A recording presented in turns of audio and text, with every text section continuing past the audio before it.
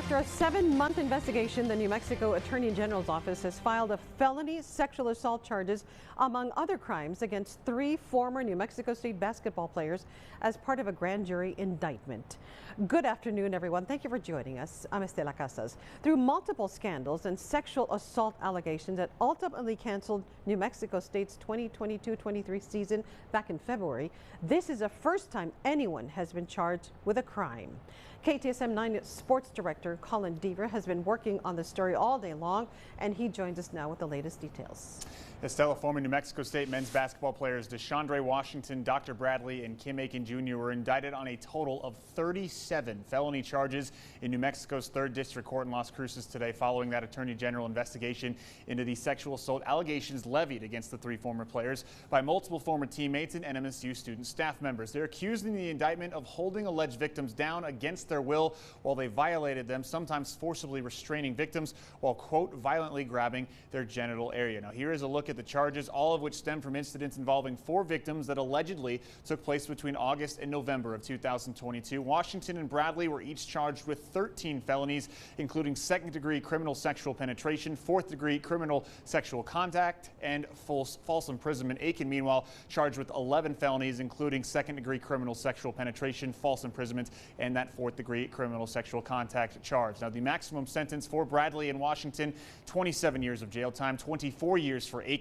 A 2nd-degree criminal sexual penetration conviction would also require them all to register as sex offenders. The trio will not be extradited back to Las Cruces, but they will be required to be in court in Doña Ana County for their arraignment on November 22nd. The AG's investigation looked into the same complaints made in an NMSU Title IX sexual misconduct report, as well as 2 separate lawsuit filings by multiple former teammates of the trio. The 3 were found responsible last week by NMSU of 3 Title IX sexual misconduct violations. NMSU settled a lawsuit with former players Deuce Benjamin and Shakira Odunewu for $8 million back in June, stemming from the allegations. A second lawsuit filed by 3 other former members of the team was filed on Monday. Now, while the indictment is a big step, Attorney General Raul Torres said they'll now turn their focus to a review of New Mexico State at large to see if best practices were followed by the school, especially with the context that this was the 2nd major scandal within the program in the last year.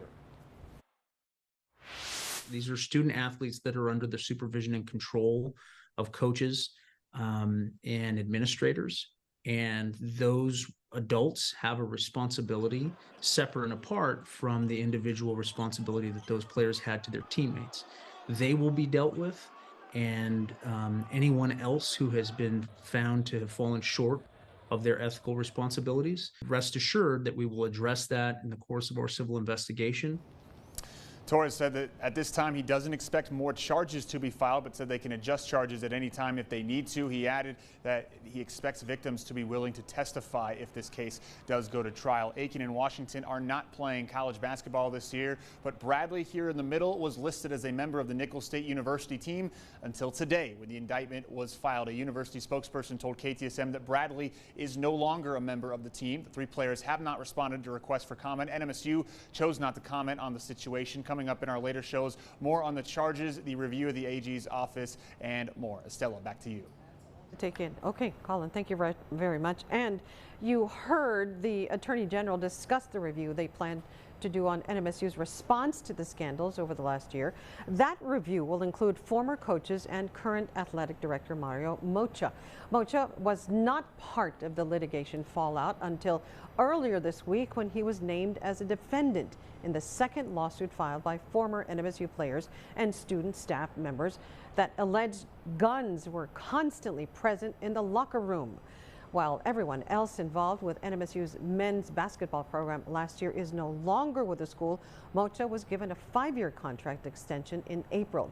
KTSM asked Jolene Youngers, the attorney who has filed both lawsuits, why she added Mocha to this one when he was left out previously. We learned more from the players and student staff members that are plaintiffs bringing this new lawsuit. And so now we have a better idea of who was on notice that there were problems and when, who could have stepped in and exercised control and leadership. And we believe that the athletic director is one of the persons who could have and should have heard more and done more. Mocha is still employed by the school. He and the university declined comment on the new lawsuit.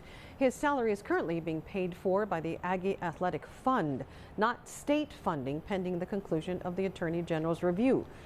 We'll have more on this story at 6 o'clock and 10 o'clock on KTSN.